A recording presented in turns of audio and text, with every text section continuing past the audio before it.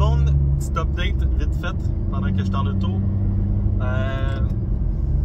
Les deux dernières vidéos, donc on avait collé la hausse de 25 000 à 40-50 000 avant Noël, chose faite. Après, on avait collé que le prix allait probablement descendre, donc le prix a effectivement descendu comme on s'attendait à ce qui arrive. Maintenant, à quoi je m'attends pour le futur? À quoi je m'attends pour les temps à venir? Je dirais un BTC à la hausse. Je pense que là, en ce moment, le Bitcoin est autour de 38 900, 40 000 là, dans ces eaux-là. C'est pas mal, je pense, notre bottom si on n'est pas continué de monter.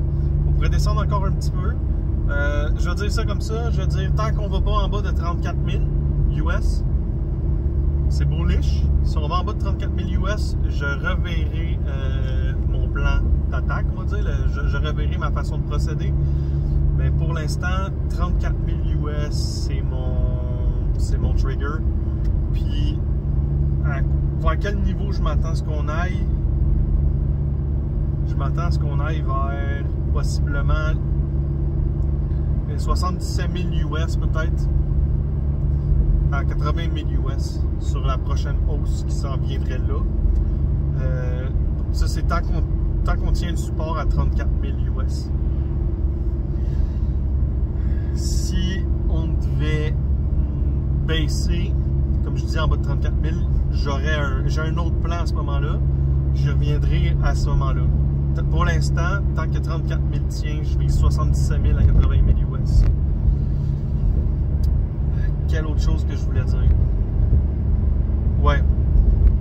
La façon que ça va se faire, après, dans le fond, les taux risquent de rester stables comme c'est là ou de monter encore un petit peu. Le prix va continuer de monter pendant ce temps-là. La baisse autour de 70 000, 80 000 va se faire via la hausse des taux d'intérêt. Excuse, la baisse.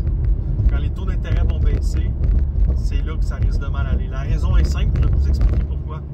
Tout le monde pense l'inverse, tout le monde pense que quand les taux vont baisser, le marché va exploser à hausse puis tout va bien aller. Le but, c'est justement de conditionner les gens à ce qu'ils pensent mentalement que quand ça va arriver, le prix va monter puis qu'on soit déjà dans un mouvement haussier. Fait qu'ils vont fournir le exit liquidity. Dans le fond, le capital pour pouvoir vendre.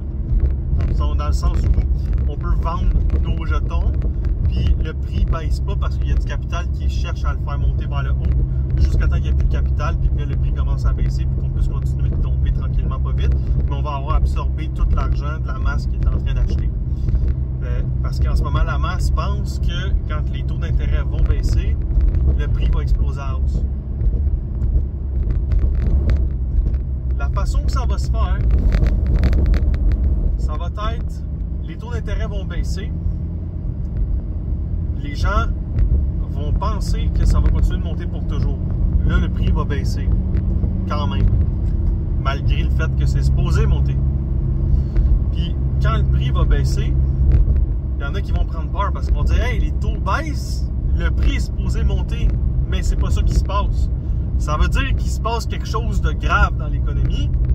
Puis là, quand ça va commencer à baisser, ils vont mettre les nouvelles négatives. Puis les gens vont commencer à vendre. Puis si les gens commencent à réduire leur exposition au marché, ça veut dire que tout va se vendre ailleurs. Puis les gens vont chercher à vendre sur des prix qui vont être plus bas. Donc je m'attends possiblement autour de ça, là, 70 000 à 80 000 sur le BTC, que ce soit notre top ou environ notre top. Puis le S&P 500, je m'attends à ce qu'il soit environ à 5112 quand ce crash-là va arriver. Que le top sur BTC, je m'attends à environ 70 000, 80 000. Le top sur le S&P 500, 5000 à 5150, mettons. 5112, très très exactement, mais on va y laisser un peu de patte vers le haut. C'est quand les taux vont baisser que les gens vont pogner les quételles. En attendant, ça va quand même bien aller. Puis, c'est ça. Les gens vont mettre beaucoup d'argent sur ce top-là parce que là, ils vont se dire que tout est en arrière de nous. Comme la grippe qui a fait fermer l'économie, derrière nous. Les crashs de marché, c'est derrière nous. La hausse des taux, c'est derrière nous. Tout le monde va penser qu'on s'en va vers des temps prospères, puis que tout est beau, puis qu'il n'y aura pas de problème, qu'on mettre leur argent, puis tant! On s'en va frapper un mur. C'est ça que je pense qu'il va se passer. C'est comme ça que je pense que ça va se passer, puis c'est sur ces niveaux-là que je pense que ça va se passer. Encore une fois, une chose, si on va en bas de 34 000 US, tout ce que j'ai dit aujourd'hui, ça tient plus.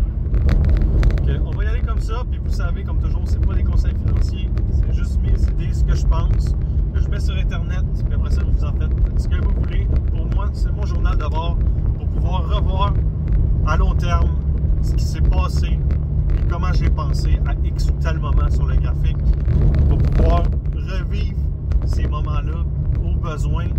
Si, exemple, je veux revivre un creux ou un top d'un marché ou une consolidation, je peux aller revoir ce que j'ai fait dans le passé, puis je peux voir si j'ai fait une erreur ou si j'ai pas fait d'erreur, puis si j'en ai fait une, comment j'ai pensé à ce moment-là, puis comment est-ce que je peux penser la prochaine fois. Puis ben, tant qu'à le faire, j'aime mieux partager avec des gens qui me demandent tout le temps « Hey, qu'est-ce que tu penses de ça? Qu'est-ce que tu penses de ça? » Voici ce que je pense sur le marché. Une bonne journée.